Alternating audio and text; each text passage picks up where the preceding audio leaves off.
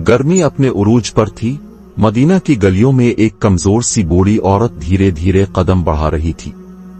Sir पर मैली चादर, आंखों में आंसू और हाथ लरज रहे थे।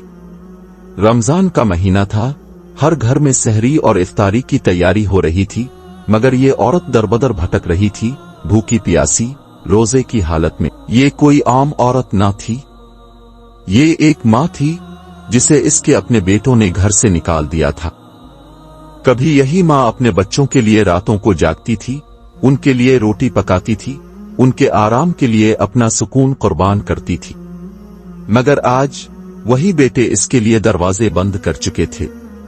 मगर कुदरत का इंसाफ हमेशा देर से सही मगर होता जरूर है।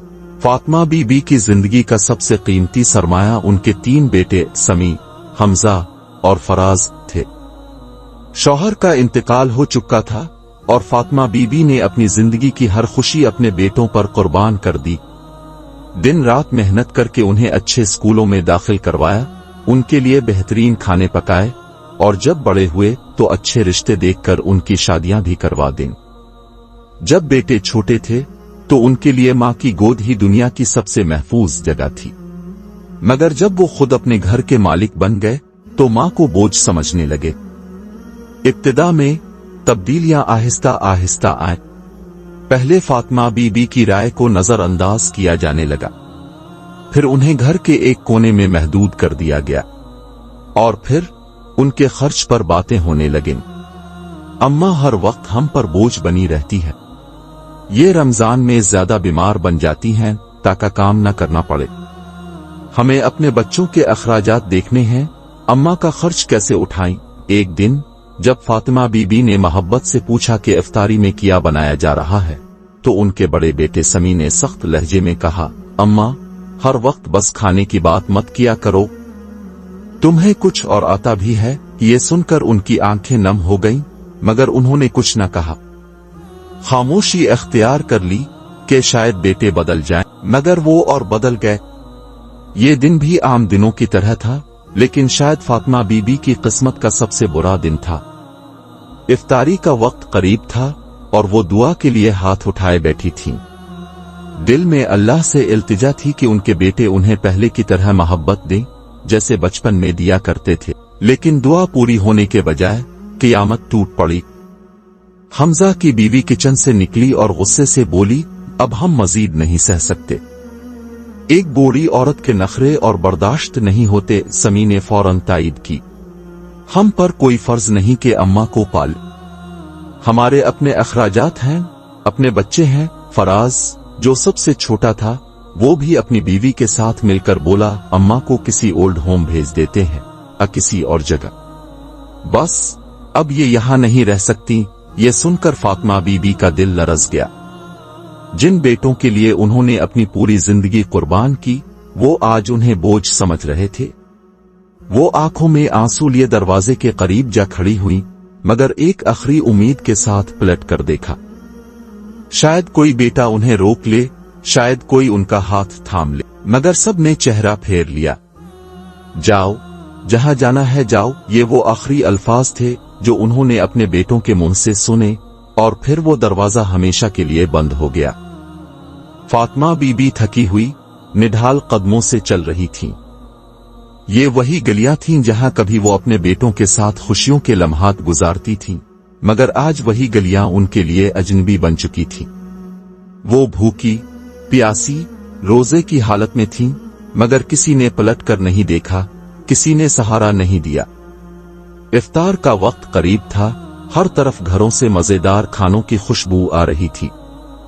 लोग इफ्तारी की तैयारियों में मसरूफ थे, लेकिन फातिमा बीबी के पास न कोई घर था, न कोई दरवाजा जहां वो दस्तक दे सकती। उनके अपने ही बेटों ने उन्हें बेयारो मददगार छोड़ दिया था। वो मस्जिद के सहन में जाकर बैठ गईं। दिल में अल्लाह से शको तो था, मगर ज़बान पर सब्र के सिवा कुछ न था। आंखें नम थीं, मगर होंठों पर फिर भी दुआ थी, ए अल्लाह, मैं बेबस हूं, मगर तू सब देख रहा है। इसी दौरान एक छोटा सा बच्चा करीब आया। वो भी फटे पुराने कपड़ों में था, मगर उसके हाथ में एक छोटी सी रोटी थी। وہ फातिमा बीबी के पास आया और मासूमियत से बोला, उम्मी कहती हैं कि रोजेदार को खिलाना सवाब है। अम्मा, अब भी रोजादार हैं ना? ये सुनते ही फातिमा बीबी का दिल भर आया। जहां अपने बेटों ने उन्हें धुतकार दिया था, वहां एक अजनबी बच्चे ने उन्हें इज्जत दी। ये वाकया कुदरत का इशारा था कि अल्लाह हमेशा अपने बंदों के साथ होता है, चाहे सारी दुनिया उन्हें छोड़ दे। फातिमा बीबी ने बच्चे के सर पर हाथ रखा और आंखों में आंसू लिए रोटी का टुकड़ा कबूल कर लिया। वो जानती थीं कि ये रोटी किसी बड़े दस्तरखान से ज्यादा कीमती है, क्योंकि ये खुलूस और मोहब्बत से दी गई थी। इस दिन फातिमा बीबी ने सोचा कि शायद ये आजमाइश का वक्त है और शायद उनके बेटों को अभी कुदरत के इंसाफ का सामना करना बाकी है। रमजान का महीना गुजर रहा था और फातिमा बीबी मस्जिद के सहन में ही रहने लगे। नमाजी कभी कभार उनके लिए खाने का इंतजाम कर देते, मगर जिंदगी अब सिर्फ सब्र और दुआ का नाम बन चुकी थी। लेकिन दूसरी तरफ उनके बेटों की जिंदगी में मुश्किलात का तूफान आ चुका था।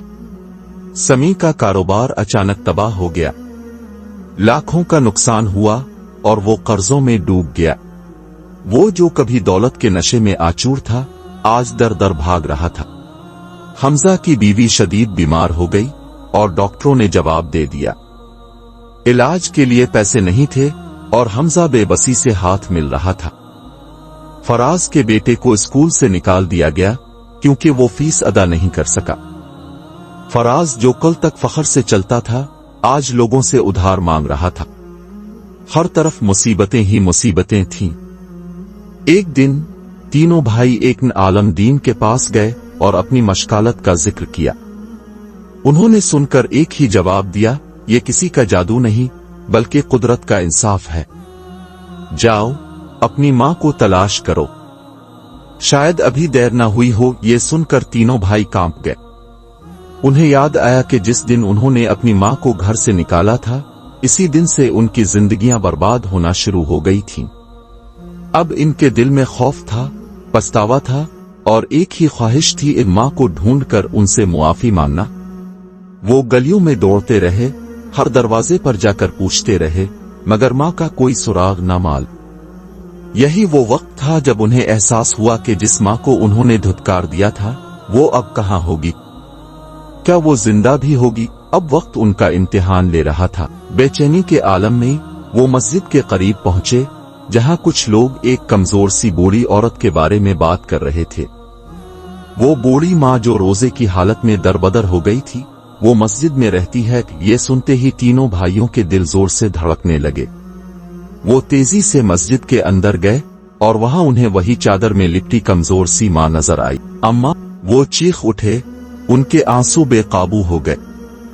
फातिमा बीबी ने धीरे से सर उठाया। आंखों में कमजोरी थी मगर चेहरे पर सुकून था। हमें मुआफ कर दो अम्मा। तीनों भाई घुटनों के बिल गिर कर रोने लगे। हमने आपके साथ बहुत जुल्म किया, मगर अम्मा हमें एक मौका दे दो, हमें मुआफ कर दो। फातिमा बीबी कुछ लम्हे खामोश रही। ये वही बेटे थे जिन्हें उन्होंने अपना सब कुछ देकर पाला था, और ये वही बेटे थे जिन्होंने उन्हें दरबदर कर दिया था। आखिरकार उन्होंने आसमान की तरफ हाथ उठाए और कहा, मां की दुआ और बद्दुआ दोनों लगती हैं। मैं तुम्हें मुआफ करती हूं, अल्लाह तुम पर रहम करे। इसी दिन उनके बेटों की मुसीबतें खत्म होना शुरू हो गई। समी के कारोबार में बेहतरी आना शुरू हो गई। हमजा की बीवी की बीमारी अचानक बेहतर होने लगी।